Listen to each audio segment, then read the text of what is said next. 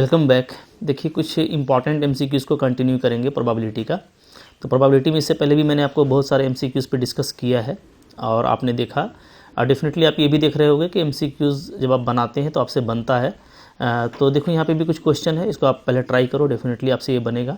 ये एग्ज़ाम्स में आए हुए क्वेश्चन है तो आपके लिए अच्छा रहेगा कि आप इसको अच्छे से करो। ठीक है, देख लेते हैं क्या है क्वेश्चन। देखो बोलता है ABC 3 इंडिपेंडेंट इवेंट है सच दैट कि आपको A की प्रोबेबिलिटी 1/3, B की 1/2, C की 1/4 है।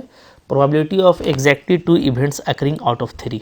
ये तो काफ़ी सिंपल क्वेश्चन हो गया। ओके, मतलब एग्जैक्टली 2 ही का आपको अकरेंस चाहिए, यानी एक आपका जो है अकर नहीं करेगा। ओके, तो हम लोग क्या करते हैं, इसका कॉम्प्लीमेंट भी ले लेते हैं कि अगर अकरेंस का 1/3 है तो A के नॉन अकरेंस का क्या हो जाएगा 1 - 1/3 2/3। इसी तरीके से B का क्या हो जाएगा नॉन अकरेंस का 1 - 1/2 1/2। और C का क्या हो जाएगा, C का हो जाएगा आपका नॉन अकरेंस का 1 - 1/4 यानी 3/4। ठीक है, तो अब आपको एग्जैक्टली 2 के लिए चाहिए तो ये तो काफ़ी सिंपल क्वेश्चन है। Probability of occurrence of exactly 2, तो ये कैसे होगा, तो देखो ये आपका होगा कि A और B हो जाए और C ना हो। ठीक है, एक आपका नॉन अकर करेगा, दो आपका क्या है अकॉर्ड करेगा। ठीक है, ये कैसे हो सकता है, या आपका A और C कर जाए B ना ही करे। ठीक है, या आपका ऐसे हो सकता है कि A ना करे B और C कर जाए। अब देखो यहाँ पे सारे क्या है इंडिपेंडेंट इवेंट है, जैसा कि आपको लिख रखा है। तो इंडिपेंडेंट के केस में आप जानते हो सिंपली इसको मैं कैसे लिख सकता हूँ, PA PB PC का कॉम्प्लीमेंट। ठीक है, लाइक दैट इन सबको ऐसे ही लिखना है। तो अब कुछ करना नहीं, मल्टीप्लाई करते चले जाओ। तो PA PB देखोगे तो 1/3 1/2 1/6 हो जाएगा। C का कॉम्प्लीमेंट लेना है तो वो नीचे से ले लेंगे 3/4 हो जाएगा। ठीक है, प्लस यहाँ पे A और C का आपको लेना है तो A और C का क्वेश्चन से 1/3 और 1/4 1/12 हो जाएगा। और B का आपको कॉम्प्लीमेंट लेना है तो 1/2। ओके, प्लस यहाँ पे आपको B और C का लेना है तो 1/2 1/4 1/8 और A का कॉम्प्लीमेंट लेना है तो 2/3। ठीक है, देख लो क्या आ रहा है वैल्यू यहाँ पे। तो हम लोग ये देख रहे हैं कि एलसीएम तो 24 आ रहा है, राइट। ऊपर में 3 और 1 4 4 और 2 6। तो यहाँ पे जो आंसर आ रहा है वो 1/4 6/24, that means 1/4 is the correct option. तो काफ़ी सिंपल बनेगा इस तरह का क्वेश्चन, आपको कोई दिक्कत नहीं होने वाला। इस तरह का क्वेश्चन आप पहले से करते आ रहे हो, 12 लेवल का है, तो इस तरह का क्वेश्चन अगर आता है तो आप काफ़ी जल्दी कर पाएंगे, राइट। आगे देखो क्या है क्वेश्चन नंबर 42 यहाँ पे a problem in mathematics is given to 3 students A, B and C. The probability of solving A solving the problem 1/2, B not solving 1/4. The whole probability of the problem being solved is this one. What is the probability of solving it by C? Okay. देखो पहले जो solving है तो solving को मैं simple ऐसे लिख लेता हूँ कि A का सोल्विंग 1/2 है। अच्छा, B का नॉट सोल्विंग दिया है, ध्यान दीजिएगा, तो B का कॉम्प्लीमेंट दिया हुआ है, ऐसा कह सकते हैं आप। ओके, नॉट B का प्रोबेबिलिटी दिया हुआ है क्या है 1/4। अब मैं सपोज करता हूँ कि C का क्या है, C का x है। ओके, तो ऐसे केस में नॉट C का क्या हो जाएगा 1 - x हो जाएगा। इसी तरीके से नॉट A का क्या हो जाएगा आपका 1/2 हो जाएगा। मैं नॉट A क्यों निकाल रहा हूँ, क्योंकि देखो अगर आप इस तरीके से जाओगे सोल्व करने के तरीके से तो उस केस में बहुत सारा केस बढ़ेगा। क्योंकि सोल्व होने का मतलब क्या है, या तो A कर दे या B कर दे या C कर दे या कोई दो कर दे, A और B, C ना करे, या B और C करे A ना करे। ठीक है, तो कोई दो कर दे या तो कोई या सभी कर दें, तो हर केस में वो प्रॉब्लम सोल्व होगा। ठीक है, तो इसका उल्टा यहाँ पे चलना बेटर रहता है। नॉट सोल्व का सिर्फ एक ही आएगा कि तीनों में से कोई सोल्व ना करे। ठीक है, एंड के प्रॉपर्टी के साथ यहाँ पे नॉट सोल्विंग वाला ज़्यादा अच्छा रहेगा। ठीक है, इसको अप्लाई करना। So probability of not solving क्या होगा, प्रॉब्लम ये होगा। ठीक है, probability not solve by A, neither by B, neither by C। Okay, अभी सोल्विंग प्रॉब्लम क्या है, इंडिपेंडेंट प्रॉब्लम होता है। तो यहाँ पे इसको मैं सिंपली ऐसे लिख सकता हूँ, एक का कॉम्प्लीमेंट, B का कॉम्प्लीमेंट और C का कॉम्प्लीमेंट। ओके, तो तीनों का नॉट वाला केस आ गया। तो नॉट वाला में देखो ये 1/2 है, B का 1/4 है और इसका 1 - x। ठीक है, और इधर अगर आपका नॉट सोल्विंग है तो सोल्विंग का नॉट सोल्विंग में कीजिएगा तो नॉट वाला केस में क्या हो जाएगा 1 - 63/64, राइट। इधर आपका देखो आ जा रहा है 1/64 एलसीएम लेने से, और इधर आपका आ जा रहा है 1 - x/8 8 जो आप यहाँ पे कट कर सकते हो। ठीक है, तो x का वैल्यू क्या आ जाएगा, तो x का वैल्यू आ जाएगा 1 - 1/8। सोल्व करेंगे तो आएगा ये 7/8। So correct option is option number 3। इस तरीके से बनाना होता है। ठीक है, तो काफ़ी जल्दी इस तरह का क्वेश्चन आप कर पाओगे। नेक्स्ट देखो क्या है क्वेश्चन नंबर 43 क्या है, a box contains the following 3 coins, a fair coin with head on face and tail on other face, यानी ये आपका जो है वो फेयर कॉइन है जैसा कि लिखा हुआ है, ठीक है। A coin with heads on both faces, ये देख लो ये अनफेयर कॉइन है, ये भी आपका अनफेयर कॉइन है, tail on both faces. A coin is picked randomly from the box and tossed out of the 2 remaining coins in the box, okay. One coin is then picked randomly and tossed. If the first toss result in head, and the probability of getting a head in the second toss, ठीक है। Question का अच्छा है, 3 तरह का सिक्का है यहाँ पे, एक फेयर है और 2 आपका अनफेयर है, एक में दोनों हेड है, एक में दोनों टेल है। बोलता है पहले एक क्वाइन टॉस किया जाता है रैंडमली, ठीक है, एक क्वाइन को पहले चूज़ किया जाता है तीनों में से और टॉस किया जाता है। फिर उसके बाद जो 2 क्वाइन बच गया उसमें से एक क्वाइन को पिक किया जाता है, फिर उसको फिर से टॉस किया जाता है। बोलता है अगर पहले टॉस में हेड मिलता है ना, तो आप बताओ प्रोबेबिलिटी के जो दूसरा टॉस होगा, ठीक है, बचे हुए 2 सिक्कों का, उसमें भी आपको हेड आएगा। तो ये देखो कंडीशनल प्रोबेबिलिटी का क्वेश्चन है, अच्छा क्वेश्चन है, ठीक है। यहाँ पे ऑप्शन भी दे रखा है, तो ये कैसे बनाएंगे, ओके। मैं आपको इसका सिस्टमेटिक सॉल्यूशन दिखा देता हूँ, ठीक है। थोड़ा अच्छा क्वेश्चन है, अच्छे से देख लो इसको स्टेप बाय स्टेप। यहाँ पे देखो कैसे करेंगे हम लोग, यहाँ पे कॉन्सेप्ट देख लेते हैं। आपको पता है कि कंडीशनल प्रोबेबिलिटी अगर मेरे को फाइंड करना हो, राइट, कि probability of A condition to B, या हम लोग बोलते हैं probability of an event A when B is already happen, या ऐसे हम लोग बोलते हैं कि probability of A when B is given.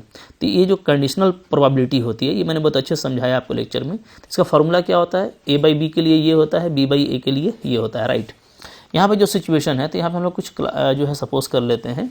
Suppose करते हैं ए जो है ये गेटिंग हेड है इन फर्स्ट टॉस, ओके, और बी जो है गेटिंग हेड है in second toss, okay. So according to question we need to find the probability of getting a head in the second toss when already a head has occurred in the first toss.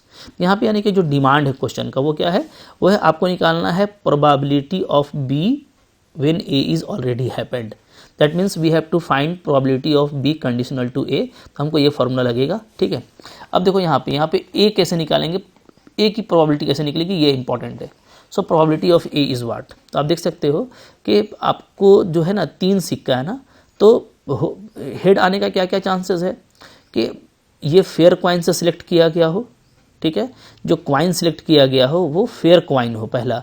तो पहले coin selection है, यहाँ पे ध्यान दीजिए, पहले आप coin selection करेंगे ना, पहले आप करेंगे क्वाइन सिलेक्शन और उसके बाद उस सिलेक्टेड क्वाइन में से आपको हेड चाहिए, ठीक है। तो ये दोनों मल्टीप्लाई होगा।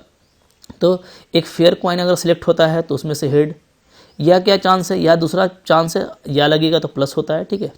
तो या हो सकता है कि हम अनफेयर में से कोई एक चूज़ करें, लेकिन हेड तभी आएगा जब आप उस सिक्के को चूज़ करोगे जिसमें दोनों तरफ हेड है। इसलिए कि अगर दोनों तरफ टेल वाला ले लोगे तो उसकी तो प्रोबेबिलिटी 0 हो जाएगी, क्योंकि उससे तो हेड आ नहीं सकता। तो वो वाला केस यहाँ पे लेने का कोई मतलब नहीं है। यहाँ पे हम लोग क्या लेंगे, यहाँ पे हम लोग लेंगे double headed coin is selected, ठीक है। तो देखो अगर फेयर क्वाइन को सिलेक्ट करते हैं तो 3 में से एक को सिलेक्ट करेंगे 1/3। अब फेयर क्वाइन है तो उसमें से हेड आने का चांस क्या है 1/2 सेक्शन।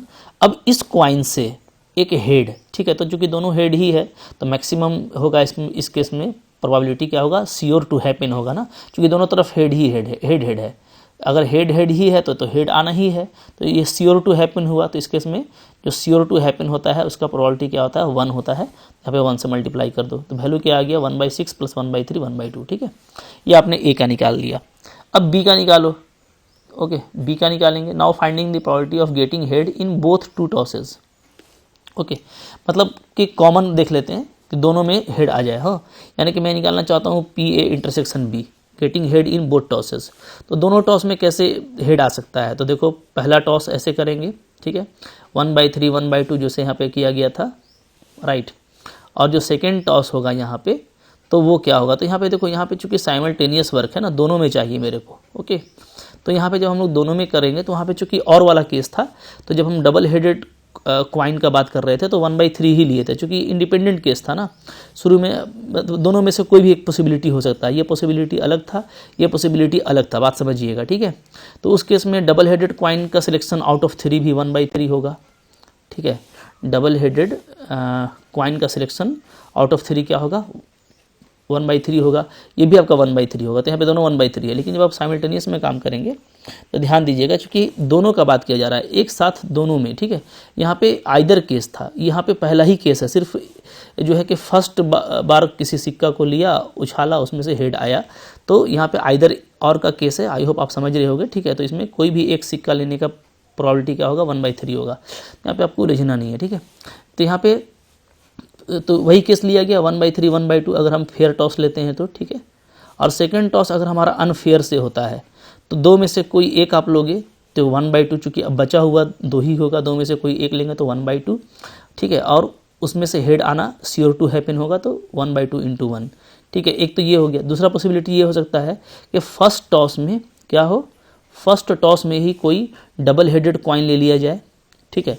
तो डबल हेडेड कॉइन में से अगर कोई कॉइन आता है, ओके, तो उसमें जो कि ये फर्स्ट टॉस है तो 1/3 होगा और श्योर टू हैपन होगा हेड का आना, सो 1, राइट। अच्छा, सेकेंड टॉस में, फिर सेकेंड टॉस में चूँकि दोनों में हेड आना चाहिए, तो ये तभी पॉसिबल है जब फेयर कॉइन आएगा, ठीक है। तो फेयर कॉइन, अब बचे हुए 2 कॉइन में से फेयर कॉइन आने का चांस क्या है, 1/2, और फेयर कॉइन में हेड आने का चांस है 1/2, राइट। तो देखो यहाँ पे साफ साफ लिखा हुआ है when first fair coin is tossed.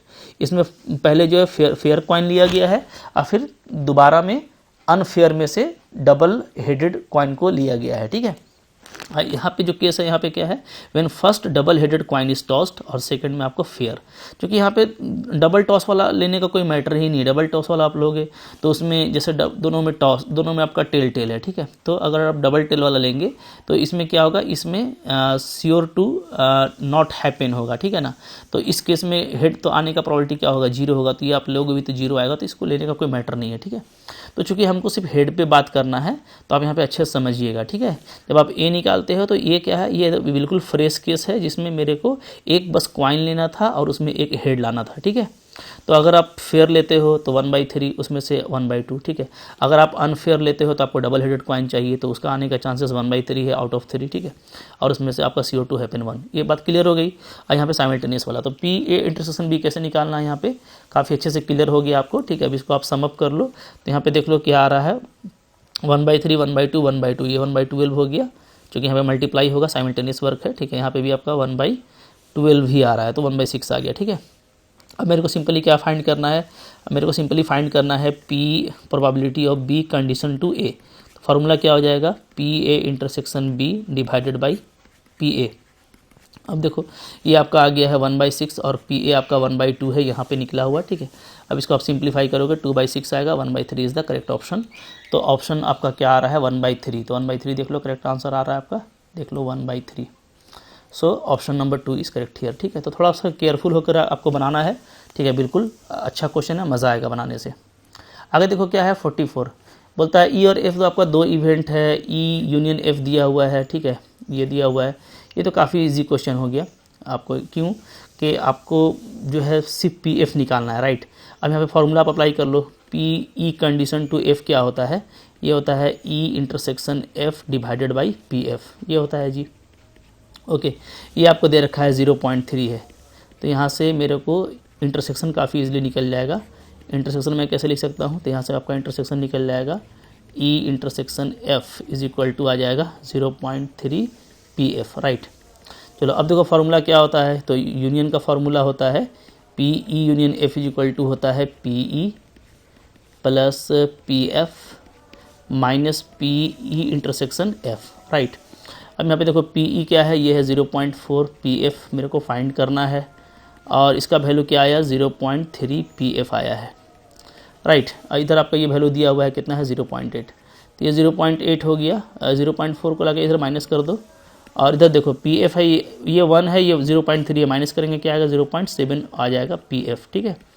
चाहो तो PF को कॉमन ले लोगे तो 1 माइनस 0.3 0.7 आएगा। अभी देखो इधर 0.4 बच रहा है, तो हमारा PF क्या आ जाएगा, सिंपली ये आपका उधर 0.4 by 0.7, so it is finally 4/7। तो 4/7 देखो करेक्ट ऑप्शन, इस तरीके से आपको करना है, ठीक है। काफ़ी जल्दी इस तरह का क्वेश्चन आप कर पाओगे। नेक्स्ट देखो क्या है, क्वेश्चन नंबर 45, ओके। 45 नंबर यहाँ पे है कि PX आपको दे रखा है x/15 for this integers and 0 elsewhere, okay. तो आपको ये निकालना है। तो ये तो काफ़ी सिंपल हो गया, इसलिए कि यहाँ पे अगर आप देखोगे ना तो यहाँ पे 1/2 है, यानी 0.5 और ये x और ये आपका 2.5। ओके, अब यहाँ पे देखो, यहाँ पे चूँकि इंटीजर है और सिर्फ इंटीजर पे आपको वैल्यू मिल रहा है, नॉन इंटीजर पे तो 0 है, ठीक है। तो सिर्फ इंटीजर ही वाला हम यहाँ पे ले पाएंगे। तो जो हमको वैल्यू मिलेगा तो 0.5 और 2.5 के बीच में एक आपको 1 पे मिलेगा और एक आपको 2 पे मिलेगा, ठीक है। इसके अलावा जो नॉन इंटीजर है उस पर तो आपको 0 मिलेगा और इंटीजर बाकी इसके बीच में आता नहीं है। तो x = 1 पे क्या हो जाएगा, तो x के लिए x/15 है, तो 1 पे हो जाएगा 1/15 और 2 पे हो जाएगा 2/15। तो so simple it is 3/15 and it is 1/5। तो यहाँ पे जो करेक्ट ऑप्शन है ऑप्शन नंबर 4 है। तो इस तरह का क्वेश्चन है, बहुत टाइम नहीं लगेगा, काफ़ी आसानी से बनेगा। कुछ क्वेश्चन अच्छे होते हैं तो वो हमको स्ट्रेटेजी प्लान कर लेना है कि हमको किसको हिट करना है, नहीं करना है, ठीक है। बट ओवरऑल क्वेश्चन में आपको टाइम नहीं लगेगा, प्रैक्टिस अच्छी रहेगी। तो आई होप आपको अच्छा लगा लाइक कीजिएगा, चैनल पर नए हैं सब्सक्राइब कीजिए, पढ़ते रहिए। और अगर आप कोर्स कर रहे हो, झारखंड PGT TGT की तैयारी कर रहे हो, ठीक है, CSIR नेट की तैयारी कर रहे हो, तो आपको मैं सजेस्ट करूँगा कि आप मेरा एप्लीकेशन डाउनलोड कर लो। एप्लीकेशन का लिंक आपको डिस्क्रिप्शन बॉक्स में मिल जाएगा। वहाँ पे ये सारा PDF लगा हुआ है, लॉट ऑफ MCQs कराए हैं मैंने कॉन्सेप्ट की भी अच्छी जो है वीडियोस दी है, ठीक है। तो आपको सारा रिकॉर्डेड फॉर्म में लेक्चर मिल जाता है, लॉट ऑफ MCQs मिल जाता है, PDF मिल जाता है, आप मेरे से डाउट पूछ सकते हो, तो कोई इशू नहीं है, आप काफ़ी सिस्टमेटिक लर्निंग कर पाओगे, ठीक है। अगर आपको कॉन्टैक्ट करना हो तो मैं अपना कॉन्टैक्ट नंबर भी दे देता हूँ, ठीक है, आप इससे कॉन्टैक्ट कर सकते हो, ठीक है। Thank you very much.